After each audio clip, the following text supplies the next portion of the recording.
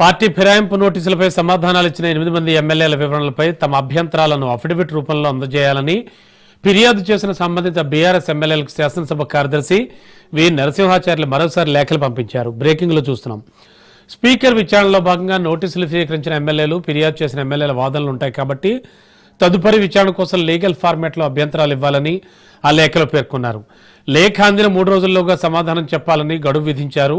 BRS అభ్యర్థులుగా ఎన్నికల్లో గెలిచి కాంగ్రెస్లో చేరారని వీరిపై అనర్హత వేటు వేయాలని కోరుతూ బీఆర్ఎస్కు చెందిన ఎమ్మెల్యేలు సుప్రీంకోర్టును ఆశ్రయించారు. 3 నెలల్లోగా నిర్ణయం తీసుకోవాలని స్పీకర్కు సర్వోన్నత న్యాయస్థానం ఆదేశించింది.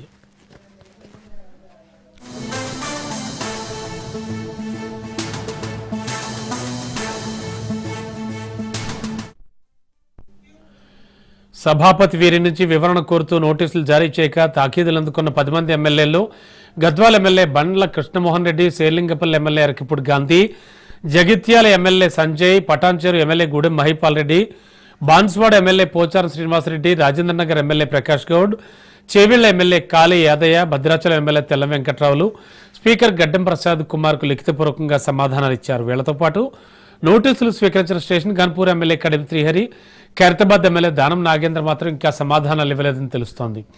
తాము పార్టీ మారలేదని బీఆర్ఎస్లోనే కొనసాగుతున్నామని ఫిరాయింపు నోటీసులకు వివరణలు ఇచ్చిన 8 మంది ఎమ్మెల్యేలు స్పీకర్కు సమాధానం ఇవ్వగా దీనిపై అభ్యంతరాలుంటే చెప్పాలని ఈ నెల 11 స్పీకర్ కార్యాలయం సంబంధిత ఫిర్యాదు చేసిన ఎమ్మెల్యేలకు వేర్వేరుగా లేఖలు పంపించింది.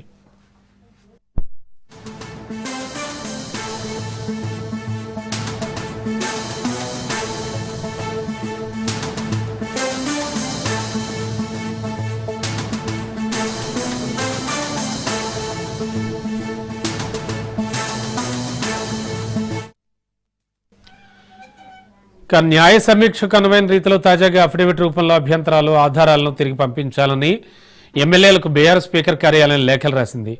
గురువారం 2వసారి లేఖలు అందుకున్న బీఆర్ఎస్ ఎమ్మెల్యేలు పార్టీ న్యాయ విభాగం దృష్టికి తీసుకెళ్లారు.